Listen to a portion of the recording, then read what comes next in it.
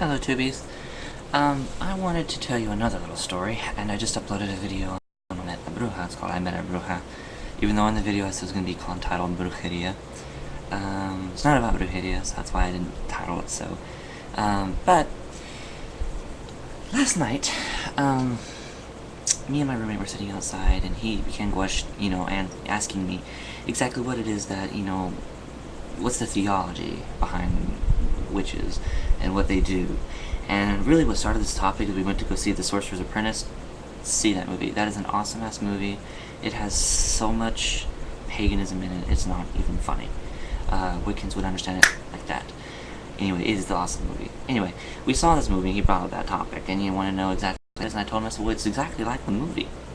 It's like everything is composed of energy, and if we are able to change our own frequency, we can affect that of another frequency, energy frequency. And I said, well, let me explain it to you, and let me show you a little exercise. And I said, I want you to imagine in your hand you have a ball, either an ice cold, I'll give you the option, ice cold ball, or the hottest ball you've ever held. He went with a hot route, and I have so much problems with temperature myself, and this is an exercise taught to me by one of my first teachers. And so I was going to try it on him, get sense energy, see if he could. And I said, okay, and I'll do the same thing. And I'm sitting here and I'm doing mine, I'm visualizing. I said, you need to put all visualizing effort into it. At the time he was, and he said he only got about 1%. I still sensed that he did have something there. And what he did is I said, okay, now give me the ball. And I felt, I said, oh yeah, it's pretty good. And I said, okay, let me give it back to you. He said, oh, you can feel it, yes. I said, okay, well, suck it back in because it's your own personal energy. So sucks it, drains it back into himself. And I told him I needs to ground himself, etc. But anyway, and I said, okay, great. Want to hold my ball now? He's like, sure. And I dropped it to him. And he goes, oh my god, what is that? And anyway, that's not the story I'm trying to tell you. I was talking to him on theological level. I said, what we were feeling here was our own different frequency, our own different energies, what we've manifested from our own energy. So at the same time, everything else has energies, such as trees. I said, this tree behind me, for example, I don't have a tree behind me, but at the time I did. I said, the tree behind me, for example, I said, it has its own energies, and it's not the same as that as the tree beside it. He said, he started talking about how that tree doesn't like him. And I said, well, what did you do to it? And he told me this, long story and nothing. He just said, trims the trees. I said, it could be sick, it could be anything. I don't know. I'm not the tree. He's like, but one thing I've never understood was there's nothing that comes from that tree next to it. So I turned around and I looked at the tree. And I looked at it and I said, in its past life, it was an old bubbly woman, and it was about the time of the post-Victorian era. And I was going on, and this came to me just like that. Just by looking at the tree, it just hit me like a wave of knowledge. And I was so happy because it actually happened for once in my life. It was clairvoyantly. I was actually seeing this in my mind's eye. I'm seeing the story of what this tree went through. And the story behind it is that this tree, though now it's here and very old, in a past life it was a human woman, and she lived in the post-Victorian era, and though she was the nice person around, she had the inability of not being able to talk, not being able to settle down from her social life. She talked, a very bubbly person.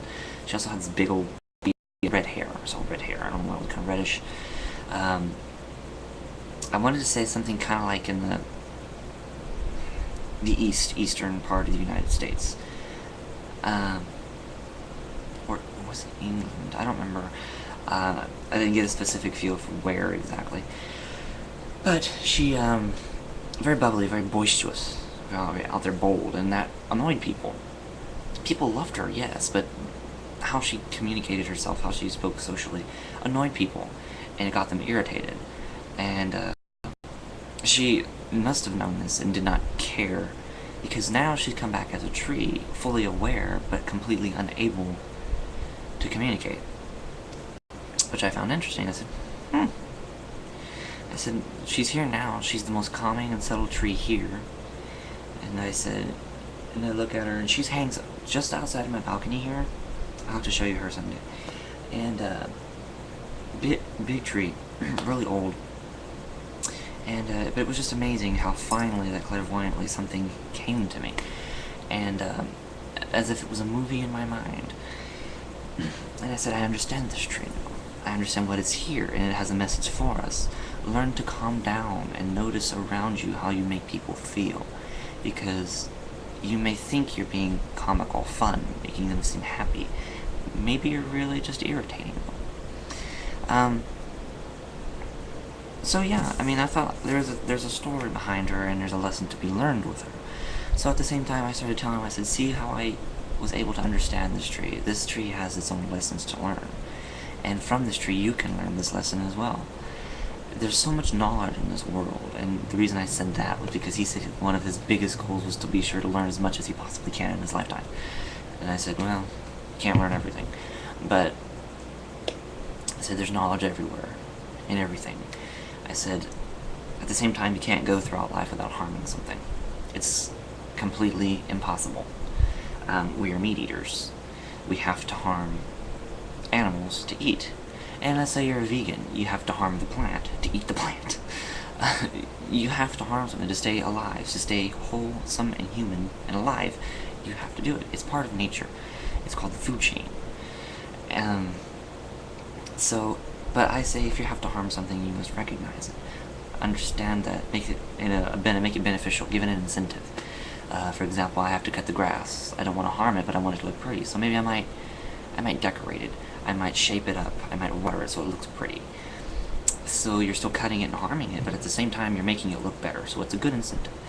But anyway, that's all rubbish. I just wanted to tell you a story about the tree, and it's very interesting.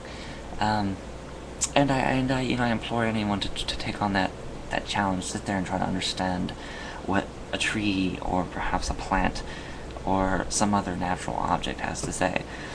They have their own stories and their own lessons to teach, and they're really very insightful. So with that in mind, I hope everyone has a safe and magical week. Bye everyone!